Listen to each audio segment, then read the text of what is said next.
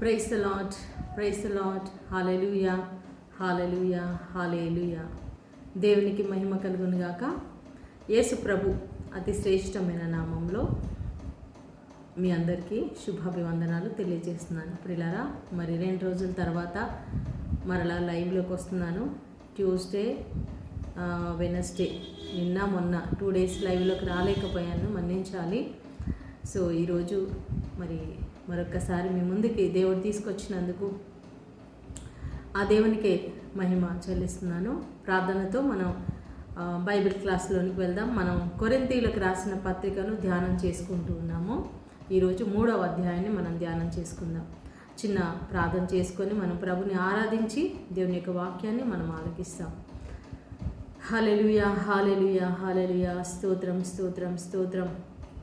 మహాగణుడా, పరిశుద్ధుడా, మా ప్రియ పరలోక తండ్రి, మీ యొక్క పరిశుద్ధ నామానికి మహిమ కలుగునుగాక. భూమి ఆకాశములను సమస్తమును సృష్టించిన మా దేవ, నీకే వందనాలు, స్తుతులు, స్తోత్రాలు. మా సృష్టికర్తవు నీవే, మా రక్షణ దాతవు నీవేనైనా అయా. మా తండ్రివి నీవేనైనా, మా తల్లివి నీవేనైనా, మా సర్వస్వం నీవేనైనా యేసయ్యా. అయా, నీవు లేక ఈ లోకంలో మేము లేమునైనా తండ్రి. నీ కోసమే ఈ లోకంలో మేము జీవిస్తున్నాం అయా. ప్రతి క్షణము, ప్రతి నిమిషము అయా నీవే మా ఆధారమునైనా. స్తోత్రాలు తండ్రి. ఈ సాయంకాల వేళలో ప్రభా నీ వాక్యాన్ని మేము వినబోతూ ఉండగా ప్రభా మమ్మల్ని తాకండి, మమ్మల్ని శుద్ధి చేయండి నైనా తండ్రి.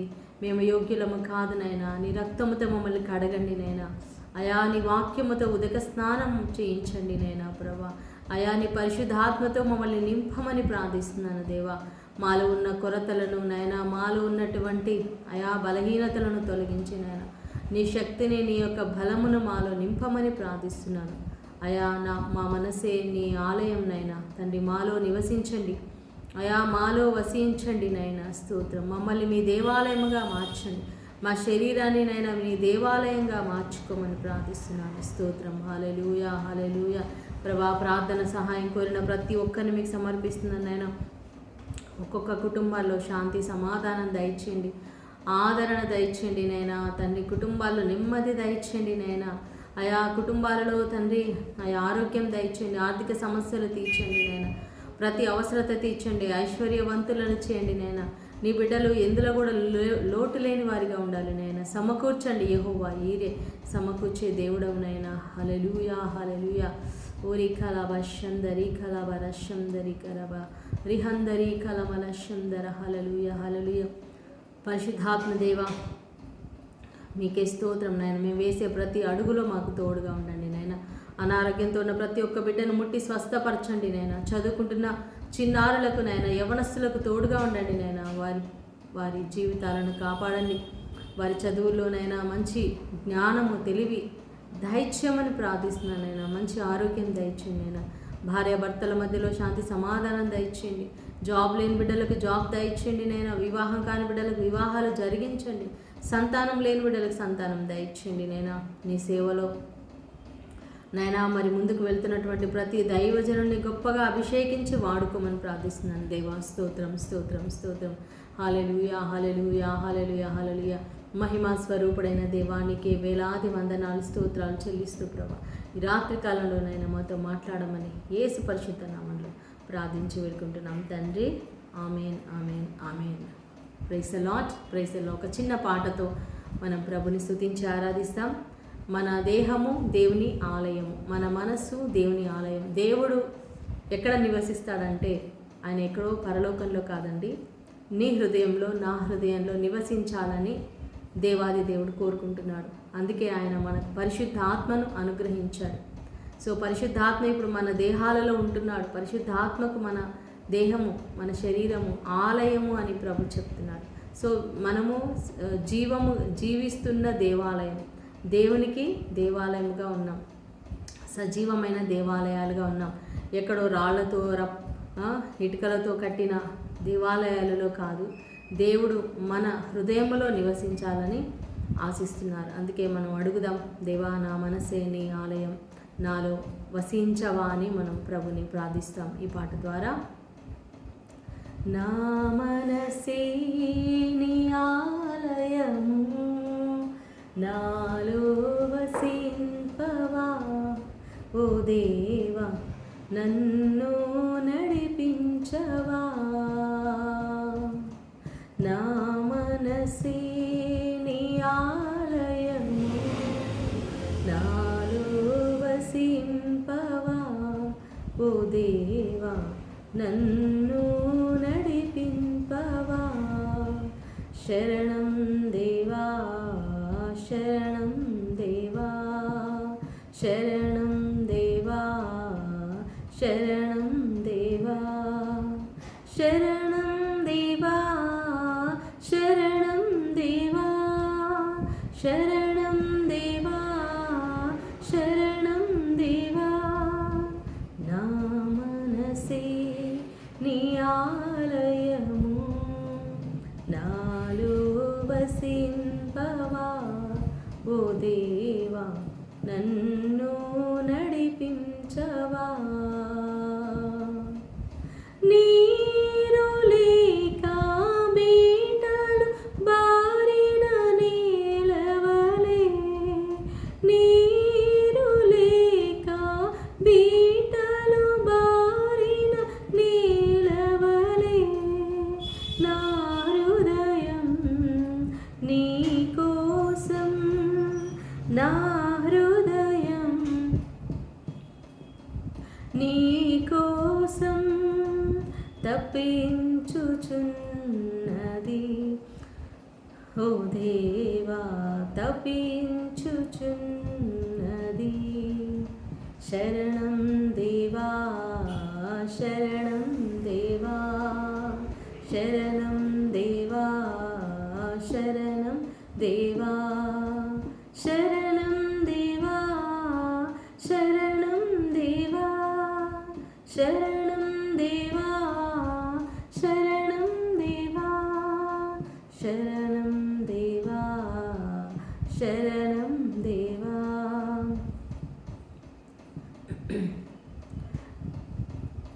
నా మనసే నీ ఆలయము, నాలో వసింపవా. ఓ దేవా నన్ను నడిపించవా. రాతి గుండెను అనురాగ గుడిగా మలచుమయా, రాతి గుండెను అనురాగ గుడిగా మలచుమయా.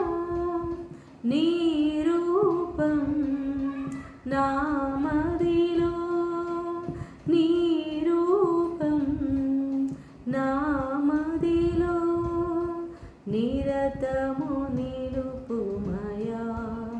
ఓ దేవా నిరతము నిలుపుమయా. శరణం దేవా శరణం దేవా శరణం దేవా శరణం దేవా శరణం దేవా శరణం దేవా. నా మనసే నీ ఆలయము, నాలో వసింపవా. ఓ దేవా నన్ను నడిపించవా.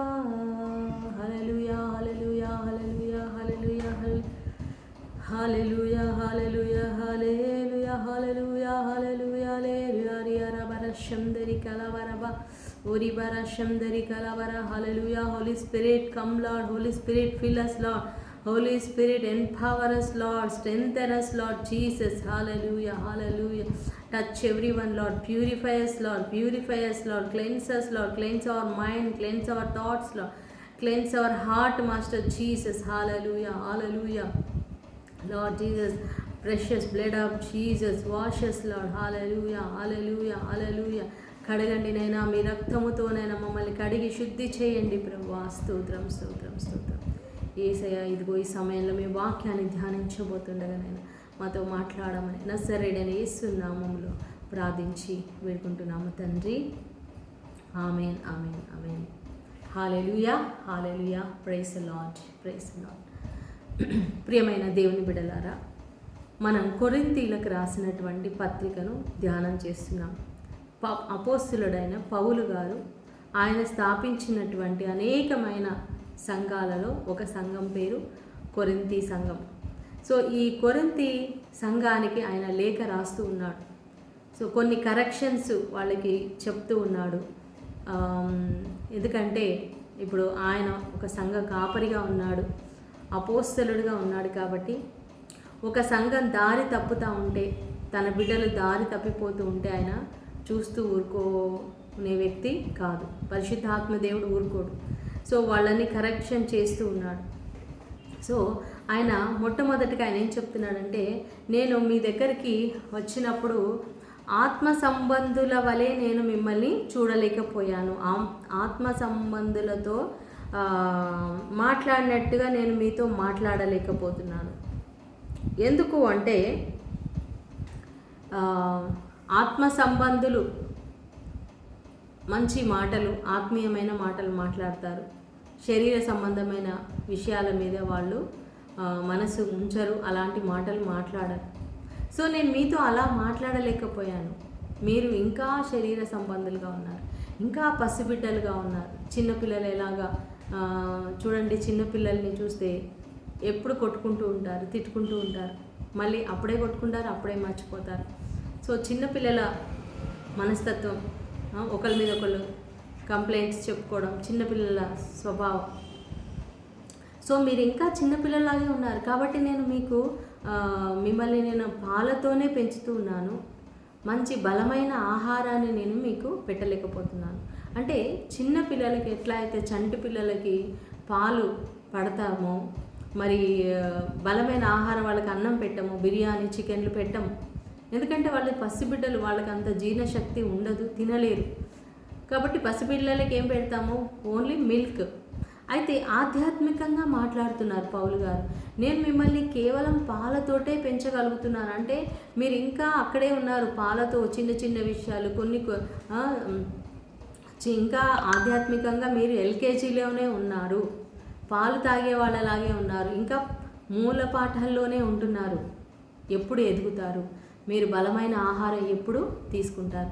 బలమైన ఆహారం అంటే మనం ఇంకా ఎక్కువగా వాక్యంలో ఎదగడం, చాలాసేపు దేవుని సన్నిధిలో గడపడం, దేవునితో మాట్లాడడం, ఆత్మవరాలు పొందుకోవడం, దేవుడి కొరకు మనం ఏదైనా చేయడం. ఎంతసేపు దేవా నాకు అది ఇవ్వు, ఇది ఇవ్వు, నన్ను దీవించు, మనం పొందుకోవడం కాదు. నేను దేవుని కోసం ఏం చేయాలి, నేను దేవుని కొరకు ఎలా పని చేయాలి, ఆయన నా కోసం ప్రాణం ఇచ్చాడు, మరి నేను దేవుని కోసం ఏమి ఇస్తాను, ఏమి ఇవ్వగలను? నేనైతే రక్షించబడ్డాను, మరి నాలాగా ఎంతమంది రక్షణ లేని వాళ్ళు ఉన్నారు, వాళ్ళ సంగతి ఏంటి? ఇలాంటివన్నీ ఆధ్యాత్మికంగా ఎదిగిన వాళ్ళు ఆలోచించే విషయాలు. సో మీరు ఇంకా ఎదగలేదు అంటే మీరు ఇంకా పాల దగ్గరే ఆగిపోయారు. ఆధ్యాత్మికంగా మీరు ఇంకా పసిబిడ్డల్లాగే ఉన్నారు. అయితే వీళ్ళు ఎలా పసిబిడ్డలుగా ఉన్నారంట? వీళ్ళు కలహాలు, వీళ్ళలో ఇంకా కలహాలు, అసూయలు ఉన్నాయి. అంటే ఇంకా గొడవలు ఫస్ట్ నుంచి కూడా ఈ కొరింథీ పత్రికలో వీళ్ళకి గొడవలు ఉన్నాయని, కక్షలు ఉన్నాయని అని దాని గురించే పౌలు గారు వీళ్ళని గద్దిస్తూ ఉన్నారు. సో ఇక్కడ కూడా మీరు ఇంకా అసూయలు ఉన్నాయి, మీలో కలహాలు ఉన్నాయి, కాబట్టి మీరు ఇవన్నీ పెట్టుకొని ఆత్మ సంబంధులుగా మీరు ఎలా ఉంటారు? మీరు ఇంకా శరీర సంబంధులుగానే ఉన్నారు. సో మీరు దేవునిలో దేవుని యొక్క ప్రేమను కలిగి అందరినీ ప్రేమించడం, అందరితో చక్కగా ఉండడం, సహవాసం కలిగి ఉండడం, అలాంటి మరి మనస్తత్వాలు వీళ్ళలో లేవు. కాబట్టి కొంతమంది ఏంటంటే నేను పౌలు వాడనని, అపోల్లో వాడనని, నేను కేఫా వాడనని, ఇంకా మనుషులను బట్టే వాళ్ళు అతిశయిస్తూ ఉన్నారు. సో మేము మీకు సువార్త ప్రకటించడానికి దేవుడు మమ్మల్ని వాడుకున్నాడు. పౌలని నన్ను వాడుకున్నాడు, అపోల్లోని వాడుకున్నాడు, ఇంకా కేఫాను వాడుకున్నాడు. సో మా ద్వారా దేవుడు మీకు సువార్త అందించాడు, మా ద్వారా మీరు విశ్వసించారు, ప్రభువుని విశ్వసించారు. సో నేను మొక్క నాటాను, మరి అపోల్లో వచ్చి నీళ్లు పోశారు. అంటే చూడండి, కొంతమంది ఫస్ట్ సువార్త ఒకరి ద్వారా వింటారు, తర్వాత ఇంకొకళ్ళ ద్వారా ఎదుగుతారు, ఆధ్యాత్మికంగా ఎదుగుతారు. ఇంకొకళ్ళ ద్వారా కావచ్చు సేవలో వాడబడతారు. ఇప్పుడు నా లైఫ్లో అంతే.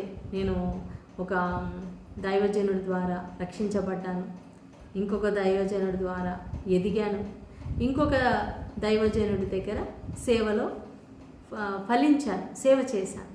సో చాలామంది నా జీవితంలో ఎంతోమంది నాకు హెల్ప్ చేశారు ఆధ్యాత్మికంగా.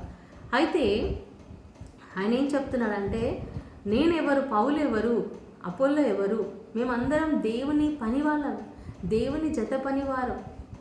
నేను నాటాను, అపోల్లో నీళ్లు పోశాడు, వృద్ధి కలుగ చేసిన వాడు దేవుడే.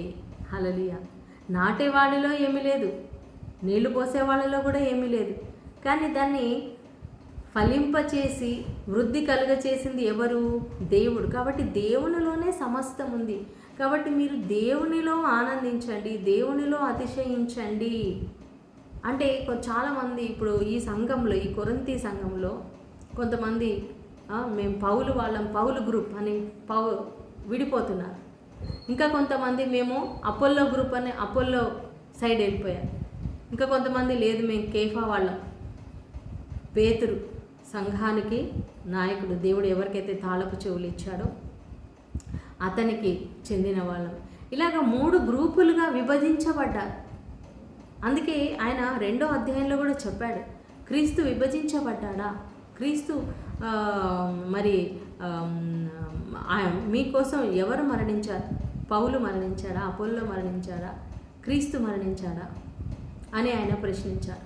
సో ఇక్కడ కూడా అదే విషయాన్ని ఆయన కంటిన్యూ చేస్తూ ఉన్నాడు. నేను నేర్పరి అయిన ఒక శిల్పకారుని వలె నేను మిమ్మల్ని తయారు చేశాను, పునాది వేశాను. ఈ పునాది వేయడం అంటే ఏంటి అంటే, ఒక ఇల్లు కట్టాలంటే పునాది చాలా అవసరం.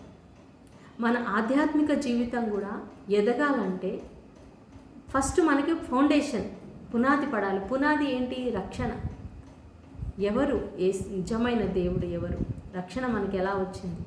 మన సొంత క్రియల వలన కాదు, ఆయన కృప వలన, ఆయన చేసిన త్యాగం వలన, సిలువ మరణం ద్వారా మనకి ఏమొచ్చిందంటే రక్షణ వచ్చింది. సో అది మనకు పునాది. కృపచేతనే మన విశ్వాసం ద్వారా కృపచేత రక్షించబడ్డాం. సిలువ వేయబడిన క్రీస్తునే మేము ప్రకటిస్తున్నాము అని అంటున్నాడు పౌలు గారు. ఆ సిలువ వేయబడిన క్రీస్తులో తప్ప మేము ఇంకా దేనిలో కూడా మేము అతిశయించము అని చెప్తున్నాడు. ఇదే మేము ఈ సువార్తనే ప్రకటిస్తున్నాము. ఇదే ఆయన పునాది వేశారు. సో ఈ పునాది మీద మీరు కడుతున్నారు. పునాది వాళ్ళు వేశారు, దేవుని సేవకులు వేశారు మనకి. అయితే మనం ఎలా ఎదుగుతున్నాము? దేవునిలో ఎదుగుతున్నామా? రోజు బైబిల్ చదవడం కానీ, మరి దేవుని వాక్యాలు వినడం కానీ, దాహము దేవుని గురించి తెలుసుకోవాలనే ఆశ, తపన ఉండాలి మనకి. చూడండి, నేను మరి నా 10th క్లాస్ అయిపోయిన తర్వాత ప్రభువుని తెలుసుకున్నాను, అంటే రక్షణలోనికి వచ్చాను, దేవుని ఆత్మతో నింపబడ్డాను. అయితే నేను ఆ రోజు నుంచి ఇంకా రోజు వాక్యం వినడం మొదలుపెట్టాను. బైబిల్ క్లాస్ నేను కూడా ఇలాగే అటెండ్ చేశాను. బైబిల్ క్లాస్ వినేదాన్ని, మరి రోజు బైబిల్ చదివేదాన్ని. మరి సంఘానికి వెళ్ళినప్పుడు అక్కడ విన్న వాక్యాలన్నీ ఇంటికి వచ్చి మళ్ళీ నెమరు వేసుకొని నా డైరీలో రాసుకునేదాన్ని. మళ్ళీ ఎవరైనా కనిపిస్తే వాళ్ళకి నేను విన్న వాక్యాలు వాళ్ళకి చెప్పేదాన్ని. సో అలాగా ఉపవాస ప్రార్థనలు చేయడంలో ఎదిగాను మెల్లిమెల్లిగా. మరి ఒక్కొక్కరికి సువార్త చెప్పడం, నాకు తెలిసిన వాళ్ళకి, పక్కన ఉన్న వాళ్ళకి, బంధువులకి, స్నేహితులకి, ఎవరు కలిస్తే వాళ్ళకి ప్రభు గురించి నేను చెప్పకుండా ఉండేదాన్ని కాదు. సో అలాగా నేను ఎదుగుతూ మరి దేవుడు ఒక సమయానికి నన్ను ఆయన సేవకు పిలుచుకున్నాడు. మరి ఆ సేవ కూడా చిన్నగా స్టార్ట్ అయింది. అలా చిన్నగా స్టార్ట్ అయింది. చిన్న ఊర్లు, గ్రామాలు, ఆ తర్వాత పెద్ద గ్రామాలు, పెద్ద చర్చెస్, పెద్ద మీటింగ్స్, 1000 మందిలో దేవుడు తీసుకెళ్ళాడు. సో ఇదంతా ఎలా జరిగింది అంటే, దాని మీద ఆధ్యాత్మికంగా మనల్ని మనం బిల్డ్ చేసుకోవాలి, ఆశ ఉండాలి. నేను ఏదన్నా కొంచెం అంటే ఒక స్టెప్ వరకు వచ్చాము, ఇంకా చాలు అని నేను ఎప్పుడు అనుకోలేదు. దేవా, ఇంకా నేను నీకోసం ఏం చేయాలి, ఇది సరిపోదు, ఇంకా నేను వాక్యం చెప్పాలి, ఇంకా 100 మందికి చెప్పాలి, 1000 మందికి చెప్పాలి, టీవీలో చెప్పాలి, నేను కూడా టీవీలో వాక్యం చెప్పాలని ఆశపడ్డాను. దేవుడిని ఆశ తీర్చాడు. 2010లో 10 నుంచి 20 వరకు టీవీ ఛానల్స్లో మరి దేవుని యొక్క వాక్యాన్ని అందించాను. ఇతర దేశాల్లోకి వెళ్ళి సువార్త ప్రకటించాలని ఆశ ఉండేది. 2022లో దేవుడు నన్ను వేరే కంట్రీకి సువార్త ప్రకటించడానికి తీసుకెళ్లారు మిషనరీగా. సో అలా ఇంకా చాలా ఉన్నాయి. బైబిల్ కాలేజ్ పెట్టాలి, పెద్ద రిట్రీట్ సెంటర్ పెట్టాలి, ఉన్నాయి. నాకు కొన్ని డ్రీమ్స్ ఉన్నాయి. అయితే దేవుడు నువ్వు ఆన్లైన్లోనే బైబిల్ క్లాస్ నువ్వు స్టార్ట్ చేయి అని ప్రభు చెప్పినప్పుడు, మామూలుగా నేను కాన్ఫరెన్స్ మీటింగ్లో 2020 నుంచి కరోనా వచ్చిన దగ్గర నుంచి బైబిల్ క్లాస్ నేను చెప్తూ ఉన్నాను. ఇప్పటికి కనీసం ఒక 50 మెంబర్స్ మరి ఆన్లైన్లో బైబిల్ మొత్తం కూడా మరి విన్నారు, నేర్చుకున్నారు. సో ఇప్పుడు సెకండ్ టైం మళ్ళీ నేను బైబిల్ క్లాస్ స్టార్ట్ చేశాను. అయితే రీసెంట్గా ఈ జూలై మంత్లో నాకు ప్రభు ప్రేరేపణ ఇచ్చారు, నువ్వు ఇచ్చే ఈ బైబిల్ క్లాస్ నువ్వు ఆన్లైన్లో కూడా చెప్పు, యూజ్ అవుతుంది కదా. అయితే డైలీ నేను లైవ్ ఇస్తూ ఉంటాను. సో ఏదో ఒక వాక్యం ఎందుకు, నువ్వు ఒక ఆర్డర్లో ఒక బైబిల్ క్లాస్ లాగా నువ్వు తీసుకోనని మరి ప్రభు నాకు ప్రేరేపణ ఇవ్వడం జరిగింది. సో అట్లాగా నేను బైబిల్ క్లాస్ చెప్తూ ఉన్నాను ప్రియులారా. సో ఏదో ఒక చిన్నగా నెరవేరుతూ ఉంది. మరి దేవుడి చిత్తం ముందు ఆయన ఎలా నెరవేరుస్తారో తెలియదు. ఆయన చిత్త ప్రకారంగా మరి ఆయన ఎంత మన ద్వారా చేయాలనుకుంటే అంత చేస్తారు. మనకి ఎన్నో ఆశలు ఉండొచ్చు, బట్ దేవుడు అన్నీ జరిగిస్తారనేది మనకు తెలియదు. ఆయన చిత్తం ఉంటే తప్పకుండా జరుగుతుంది.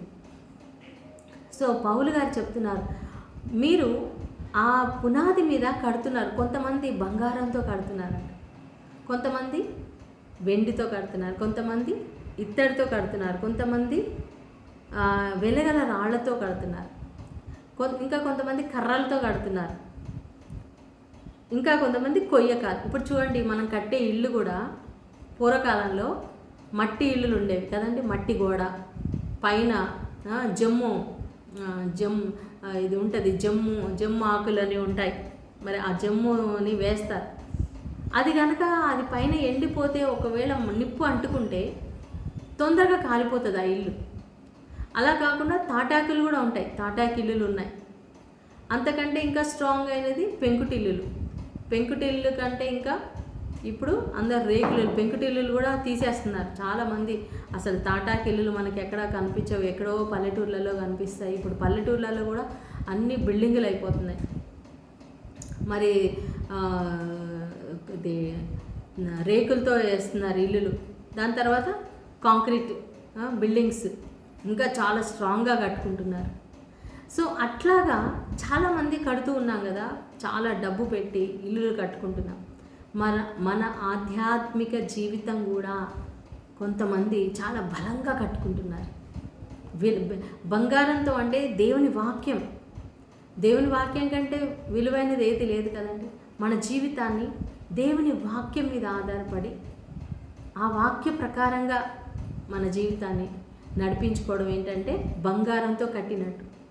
ఇంకా కొంతమంది వెండితో, అంటే ఓకే కానీ వాక్యమే, బట్ కొంచెం తక్కువ ఆధారపడుతూ ఉండొచ్చు. దేవునికి ఇంకా ఎక్కువగా మహిమ చెల్లించలేకపోతున్నారు.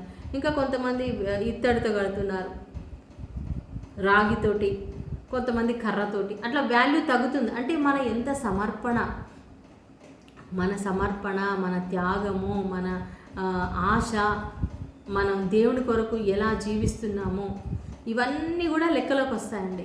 సో కొంతమంది ఏంటంటే కొయ్యకాలు అంటే ఏంటి, ఏదో క్రైస్తవులము, చర్చికి వెళ్ళామా వస్తున్నాం, ఇంటికి వస్తున్నాం అంతే. దేవుడు నాకు ఏమేమి కావాలో అన్నీ ఇస్తున్నాడు, ఏదైనా కావాలంటే అడుగుతాను అంతే, నా అంతటి నేను బ్రతుకుతున్నాను, టైం అయిపోతుంది వెళ్ళిపోతారు. అంటే వాళ్ళు ఎట్లాగా దేవుడి కొరకు ఏమీ చేయలేదు, ఉట్టి వాళ్ళ కోసమే జీవించారు. వాళ్ళు యేసయ్య కోసం ఏమీ చేయలేదు. యేసయ్యని జస్ట్ ఆయన నిజమైన దేవుడు అని నమ్మారు. ఆయన ఆజ్ఞలు కూడా అన్నీ పాటించలేకపోయారు, కానీ వాళ్ళు రక్షించబడ్డారు. అయితే వాళ్ళు ఎట్లా రక్షించబడ్డారు? నరకంలో నుంచి తప్పించబడినట్టుగా రక్షించబడ్డారు. అంటే ఇంకా జస్ట్ యేసుప్రభు దేవుడు కాదు అంటే వాళ్ళు ఖచ్చితంగా నరకంలో పడిపోయేవాళ్ళే. కానీ వాళ్ళు యేసయ్య నిజమైన దేవుడు, యేసయ్య నా పాపాలు క్షమిస్తాడు, యేసయ్య నన్ను క్షమించు అని అడిగారు కాబట్టి వాళ్ళు పరలోకానికి రావడం జరిగింది. హల్లెలూయా. కానీ కొంతమంది ఇప్పుడు క్లాస్లో ఒక క్లాస్లో మనం చూస్తే జస్ట్ పాస్ అయిన వాళ్ళకి మరి 40%, 50%, 60%, 70%, 90%, 100% వచ్చిన వాళ్ళకి తేడా లేదా అండి? క్లాస్లో ఫస్ట్ వచ్చేవాళ్ళు, స్కూల్ ఫస్ట్ వచ్చేవాళ్ళు, డిస్టింక్షన్ వచ్చేవాళ్ళు, గోల్డ్ మెడల్ వచ్చేవాళ్ళు ఉంటారు కదా. సేమ్ అలాగనే అండి.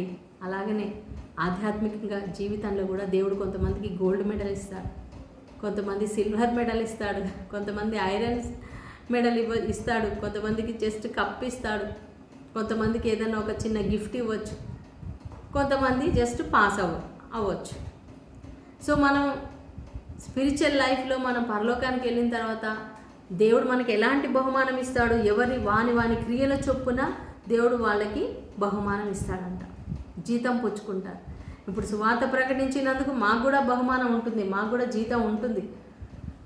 ప్రార్థన చేసినందుకు, సువార్త ప్రకటించినందుకు, గ్రామాలు వెళ్ళినందుకు, పట్టణాలు వెళ్ళినందుకు, ఎంతోమందిని ఓదార్చినందుకు, బలపరిచినందుకు, మేము చేసిన త్యాగాలు అన్నిటికీ దేవుడు ఆయన లెక్కగట్టి బహుమానం ఇస్తాడు. పరలోకంలో ఆయన బహుమానం ఇస్తాడు. సో మీరు కూడా దేవుని సేవకులకు మీరు ఏం చేస్తున్నారు? దేవుని పరిచర్యలో మీరు ఎలా పాలి భాగస్థులయ్యారు? మీ జీవితాన్ని ఎలా జీవించారు? మీ కుటుంబాన్ని ఎలా కట్టుకున్నారు? మీ పిల్లల్ని ఎలా పెంచారు? ఇవన్నీ కూడా మీరు కడుతూ ఉన్నారు. అయితే పరలోకానికి వెళ్ళిన తర్వాత దేవుడు పరీక్షిస్తాడు, అగ్నితో పరీక్షిస్తాడంట. అయితే అగ్నితో పరీక్షించినప్పుడు ఏమవుతుంది? బంగారం ఇంకా మెరుస్తుంది, వెండి ఇంకా మెరుస్తుంది, ఇంకా తెల్లగా అవుతాయి, కర్రలు కాలిపోతాయి, మరి కొయ్యకాలు కాలిపోతుంది. అంటే జస్ట్ వాళ్ళు రక్షించబడ్డారు, అగ్నిలో నుండి తప్పించబడినట్లుగా వాళ్ళు రక్షించబడ్డారు. కాబట్టి మీరు మోసపోవద్దు. ఈ లోకంలో దేవుడు మీకు బహుమానం ఇవ్వబోతున్నాడు. సైతాను మిమ్మల్ని మోసం చేస్తాడు. ఏముందిలే, పరలోకం చూశాను, మనకు బహుమానం వస్తుందా, మనం ఈ లోకంలో మంచిగా సంతోషంగా ఆనందంగా ఉండాలి అని సైతానుడు మోసం చేస్తాడు. దేవుడి కోసం ఏమీ చెయ్యనివ్వడు. డబ్బు అని కొంతమంది డబ్బు కోసమే బ్రతుకుతారు, మరి గర్వంతో బ్రతుకుతారు. క్రైస్తవులే, మంచి వాళ్ళే, దేవుని బిడ్డలే, కానీ వాళ్ళలో ఉన్న కొన్ని బలహీనతల వలన ఎవరికి ఏమీ పెట్టకుండా, ఎవరికి ఏమి సహాయం చేయకుండా వాళ్ళు సంపాదించిందంతా ఈ లోకంలోనే విడిచిపెట్టి వెళ్ళిపోతారు. వాళ్ళు మోసపోయారు. అయ్యో, నేను ఈ లోకంలో కొన్ని రోజులే ఉంటాను కదా, నేను దేవుని బిడ్డలకు నేను సహాయం చేస్తే ఎంత బాగుండేది, పరిచర్యకి ఇస్తే ఎంత బాగుండేది, సేవకులకి నేను ఇస్తే ఎంత బాగుండేది, పేదవాళ్ళు ఎంతోమంది నా కళ్ళ ముందు ఉన్నారు, ఇవ్వగలను కానీ ఇవ్వలేకపోయాను. అప్పుడు బాధపడితే ఏం లాభం లేదు. అందుకే మోసపోవద్దు. ఇక్కడే మనం తెలుసుకోవాలి, దేవుని కొరకు మనం బహుమానం సంపాదించే విధంగా మనము జీవించాలి. అయితే మన దేహము దేవుని ఆలయం అండి. ఇది చాలా ఇంపార్టెంట్. 16th verse 16వ వచనము, మన దేహము పరిశుద్ధాత్మకు ఆలయమని మీరు ఎరుగరా? ఎవరైతే ఈ ఆలయాన్ని పాడు చేస్తారో, చూడండి, ఈ ఆలయం మన తల నుంచి అరికాలు, మన బాడీ, మనము 3 భాగాలుగా ఉన్నామండి. ఒకటి మనకు కనిపించే బాడీ, లోపల ప్రాణం ఉంది. ప్రాణం వెళ్ళిపోతే ఈ బాడీ మట్టిలో ఏమి ఉండదు. మనలో దేవుడు మన ఆత్మను పెట్టాడు. సౌజన్య అనేది ఒక ఆత్మ. సో ఆత్మ, ప్రాణము ఈ శరీరంలో ఉన్నాయి. ఎప్పుడైతే ప్రాణం వెళ్ళిపోతుందో ఆత్మ పరలోకానికి, ప్రాణము ఆత్మ పరలోకానికి వెళ్ళిపోతాయి. కానీ ఈ శరీరం ఏమవుతుంది? మట్టిలో పూడ్చిపెట్టబడతారు. కానీ ఆ మట్టిలో కలిసిపోయిన ఆ దేహం ఏమవుతుంది? యేసుప్రభు 2వ రాకడలో ఈ మట్టి దేహం మహిమా దేహంగా మార్చబడుతుంది. హల్లెలూయా. యేసయ్య శరీరం మహిమా దేహంగా మార్చబడింది. హనోకు దేహం మహిమా దేహంగా మార్చబడింది. ఏలియా, మోషే వీళ్ళెవరు కూడా మరణం చవి చూడకుండా మహిమా దేహాలతో వాళ్ళు పరలోకానికి వెళ్ళిపోయారు. సో ఇప్పుడు ఈ లోకాన్ని విడిచి వెళ్ళిన వాళ్ళందరూ ప్రాణము ఆత్మతో ఉన్నారు. వాళ్ళు పరదైసులో ఉన్నారు. సో వాళ్ళు అక్కడ ఉండి దేవుని ఆరాధిస్తూ ఉన్నారు. ఈ లోకంలో మనము ఈ మట్టి దేహంలో ఉంటున్నాం కాబట్టి ఈ దేహంలో పరిశుద్ధాత్ముడు నివసిస్తున్నాడు కాబట్టి ఈ దేహాన్ని మనము పరిశుద్ధంగా పరిశుభ్రంగా 2 విధాలుగా మనం కాపాడుకోవాలి. దేవుని ఆలయాన్ని మనం కాపాడాలి. హల్లెలూయా. మన కళ్ళను, మన చెవులను, మన నోటిని, మన శరీర అవయవాలన్నిటిని కూడా మనం పరిశుద్ధంగా కాపాడుకోవాలి. హల్లెలూయా. ఎప్పటికప్పుడు మనం తప్పులు ఒప్పుకొని దేవుని సన్నిధిలో యేసు రక్తంలో మనం కడగబడాలి. ప్రభు దగ్గరికి వచ్చి, ప్రభా, మనం ఇప్పుడు బయటికి వెళ్ళొస్తామండి, దుమ్ము ధూళి మురికి అయిపోతాం. మనం ఏం చేస్తాం? స్నానం చేస్తాము, మన కాళ్ళు చేతులు కడుక్కుంటాం, హ్యాండ్ వాష్ చేసుకుంటాం.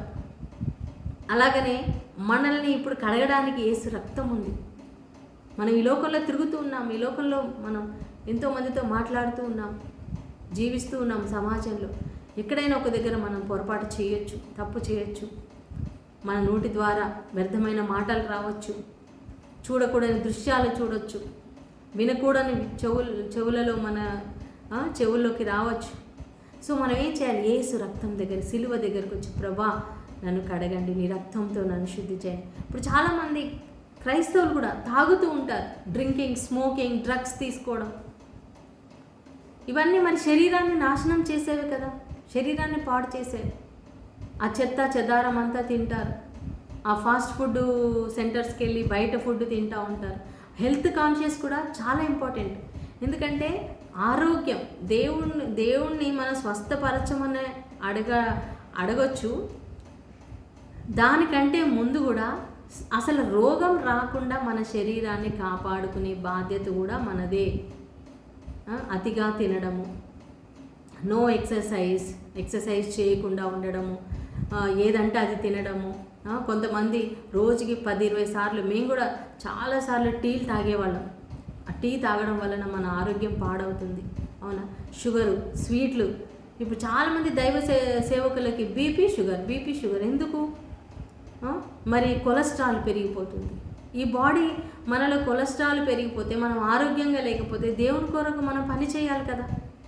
మరి ఆయన కోసం మనం పని చేయాలంటే మన శరీరం ఆరోగ్యంగా ఉండాలి కదా. మరి శరీరం ఆరోగ్యంగా ఉండాలంటే ఎవరు బాధ్యత? ఎవరు కాపాడుకోవాలి? మన ఆరోగ్యాన్ని మనమే కాపాడుకోవాలి. ఎందుకంటే శరీరంలో ఎవరు నివసిస్తున్నారు? పరిశుద్ధాత్మ.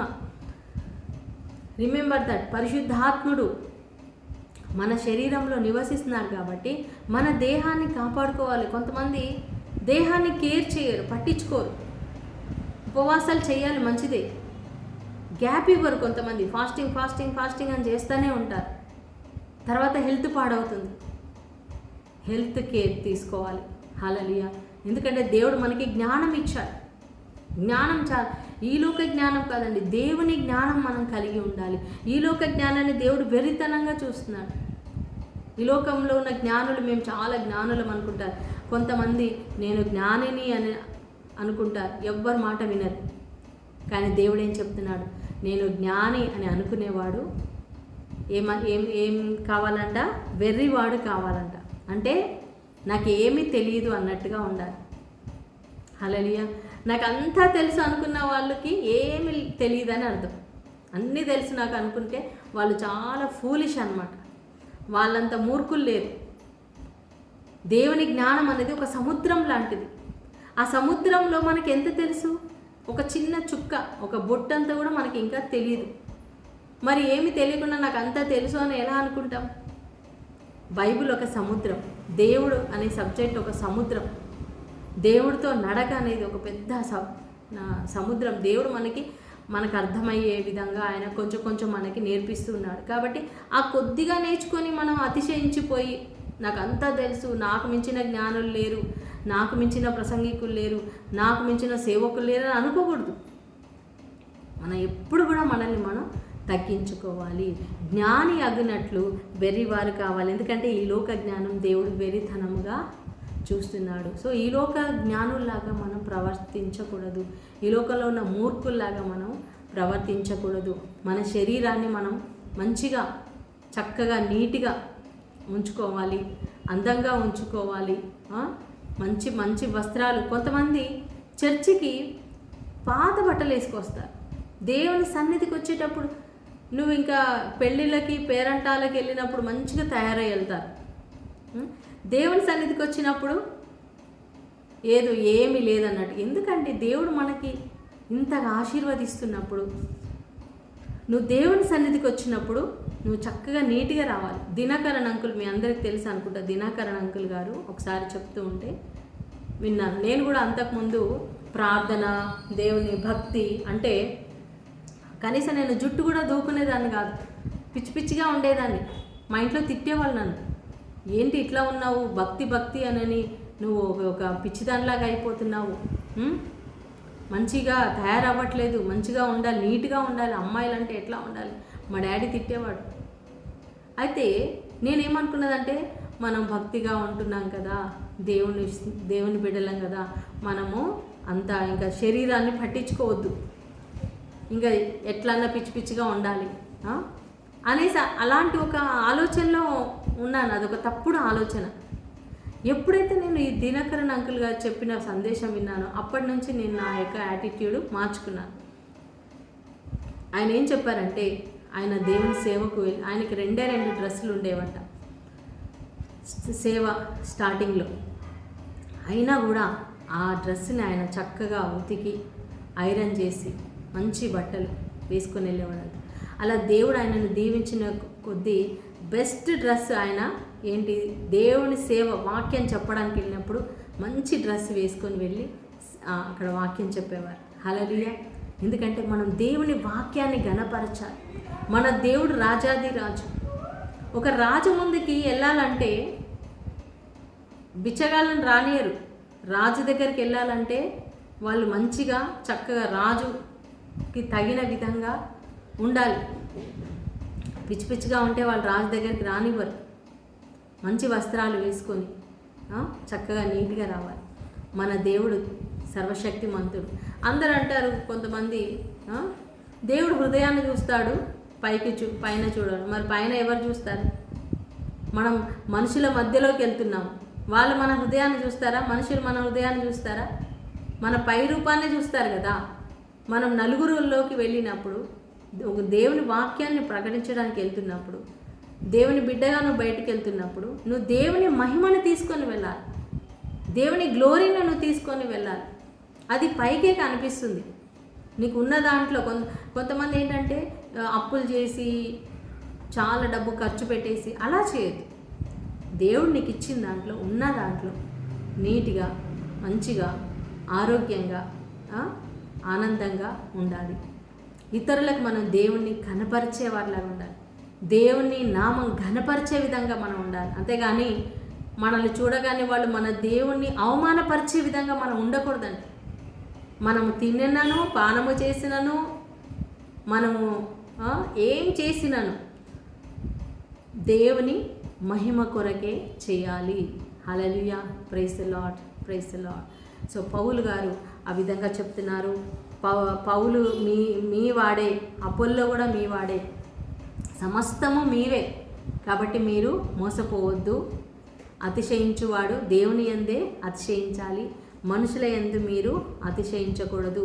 మీరు కలహాలు గొడవలు ఏమి కూడా పెట్టుకోకూడదు. సమస్తం మీవి, ఉన్నవైనను రాబోయినవైనను మరణమైనను జీవమైనను అన్నీ కూడా మీవే, అన్నీ మనవే. ఇప్పుడు ఈరోజు మనం జీవిస్తున్నాం, రేపటి రోజు మనం ఎప్పుడు మరణిస్తాం మనకు తెలియదు. మరణం కూడా మనదే, జీవం మనదే. దేవుని సేవకులందరూ మనవాళ్ళే, ప్రవక్తలు మనవాళ్ళే. కాబట్టి క్రీస్తు మనవాడే. సో క్రీస్తు మన సొంతం, ఆయన మన రక్షకుడు, మన తండ్రి, మనం ఆయన వారం, క్రీస్తు దేవుని వాడు. సో మనం అల్టిమేట్లీ మనం దేవునికి సొంతమైన బిడ్డలము. హల్లెలూయా. చూడండి ఎంత చక్కగా మరి పౌలు గారు ఈ యొక్క అధ్యాయంలో వివరించారు. మనం ఎలా కడుతున్నామనేది, మన ఆధ్యాత్మిక జీవితం బలమైన ఆహారం మనం తినాలి. ఏదో రోజుకు ఒక చిన్న అధ్యాయం చదువుకున్నాను, ఒక చిన్న వాక్యం చదువుకున్నాను చాలే, ఒక 5 నిమిషాల ప్రార్థన కాదండి. అది ఇంకా పసిపిల్లలుగా ఉన్నట్టే. మనం పసిపిల్లలుగా ఎప్పుడు ఒకే క్లాస్లో ఉంటే, మీ అబ్బాయి ఎల్కేజీలోనే ఉన్నాడు అనుకోండి, మీకు ఎంత బాధ ఉంటుంది? మీ బాబు రోజు రోజు ఎదగాలి కదా, పెద్దవాడు అవ్వాలి, మంచిగా ఆహారం తినాలి. పిల్లలు ఆహారం తినకపోతే తల్లిదండ్రులు ఎంత బాధపడతారు, మా పిల్లలు తినరండి, మా తమ్ముడు వాళ్ళ బాబు, చిన్న బాబు, వాడు కొన్ని రోజులు సరిగా తినలేదు, బక్కగా ఉన్నాడు, సన్నగా ఉన్నాడు. మేము చాలా బాధపడేవాళ్ళం, ప్రభా వాడు మంచిగా తినాలి, ప్రార్థన వల్ల దానికోసం మంచిగా తినాలి నాయన, మంచిగా అన్నం తినాలి ప్రభా, బలంగా ఉండాలి నాయన, బలంగా ఎదిగే పిల్లోడు మంచిగా ఎదగాలి. మరి దేవుడు కూడా మన గురించి అలాగే ఆలోచిస్తాడు. అయ్యో నా బిడ్డలు ఆధ్యాత్మికంగా ఎదగట్లేదే, వాక్యంలో ఎదగట్లేదే, నా ఆహారం తినట్లేదే. వాక్యం మనకు జీవాహారం. ఈ ఆహారాన్ని మనం తినాలి. మానవుడు కేవలం రొట్టె వలన మాత్రం కాదు, దేవుని నోటి నుండి వచ్చే ప్రతి మాట వలన జీవించును. ఈ వాక్యమే మనకు ఆహారం. ఈ వాక్యమే మనకు చికెన్ బిర్యానీతో సమానం అండి. నీకు ఎంతో శ్రేష్టమైన ఆహారం. కొంతమందికి చికెన్ ఇష్టం ఉండదు, కొంతమందికి మటన్ ఇష్టం, కొంతమందికి ఫిష్ ఇష్టం, కొంతమందికి నాన్ వెజ్ ఇష్టం ఉండదు, వెజ్ ఇష్టం. సో నీకు ఏది ఇష్టమో ఆ ఇష్టాలు, నీ శరీర సంబంధమైన ఆహారాలు అవైతే, ఆధ్యాత్మికమైన ఆహారం ఇందులో ఉంది, వాక్యంలో ఉంది. ఈ వాక్యాన్ని కూడా నీవు అంత ఇష్టంగా చదవాలి, ఆ వాక్యంలో ఎదగాలి. అప్పుడు దేవుడు మనల్ని చూసి ఆనందిస్తాడు. మనం బలపరచబడతాం, బలంగా అవుతాం, ఆత్మలో బలంగా అవుతాం. మనం సైతాన్ని ఎదిరించగలుగుతాం. ఎలాంటి కష్టం వచ్చినా, ఎలాంటి శ్రమ వచ్చినా, ఎలాంటి బాధ వచ్చినా మనం కృంగిపోము, పడిపోము, తొట్టిల్లము ప్రియులారా. సో ఆ విధంగా మారాలని దేవుడు కోరుతూ ఉన్నాడు. మనలో తగ్గింపు ఉండాలి, మనలో జ్ఞానం ఉందని అతిశయించకూడదు, జ్ఞాని అగినట్లు వెర్రివాళ్ళు కావాలి అని ప్రభు చెప్తున్నారు. సో ప్రభు కోసం మనం ఈ లోకంలో మంచి బంగారంతో మన ఇల్లు కట్టుకోవాలి. మన ఆధ్యాత్మికమైన జీవితాన్ని బంగారంతో మనం కట్టుకోవాలి, వెండితో కట్టుకోవాలి, విలువైన వాక్యాలతోటి మన జీవితాన్ని కట్టుకోవాలి. దేవుని కొరకు మనం ఏదైనా చేయాలి ప్రియులారా. సో ఆ విధంగా జీవించడానికి దేవుడు మనకి సహాయం చేయనుగాక. ఆమేన్. సో అర్థమైందని అనుకుంటున్నాను. 3వ అధ్యాయం ఇది, 1 కొరింథీ 3rd చాప్టర్. పర్సనల్గా మీరు దయచేసి అందరూ చదువుకోండి.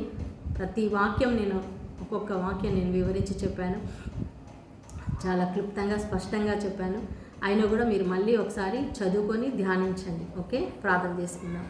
స్తోత్రం నాయనా, మహాగరుడా, పరిశుద్ధుడా, మా ప్రియ పరలోక తండ్రి, నీ పరిశుద్ధ నామానికి మహిమ కలుగును గాక. ప్రభా, ఇదిగోనైనా కొరింథీలకు రాసిన పత్రిక 3వ అధ్యాయం మేము ధ్యానించి ఉండగా తండ్రి, మా దేహం నీ ఆలయమనైనా, నీవు మాలో నివసిస్తున్నందుకు వందనాలు. సమస్తము మావే అంటున్నావు నాయన. అవును తండ్రి, నాయన మాలో జ్ఞానాన్ని నింపండి అయ్యా. మేము బలమైన ఆహారం తీసుకోవడానికి సాయించండి. మేము పసిబిడ్డలుగా ఇంకా ఉండకూడదు నాయన, ఎదగాలి ప్రభా. యేసయ్యా, మేము మోసపోకుండా సహాయం చేయండి నాయన.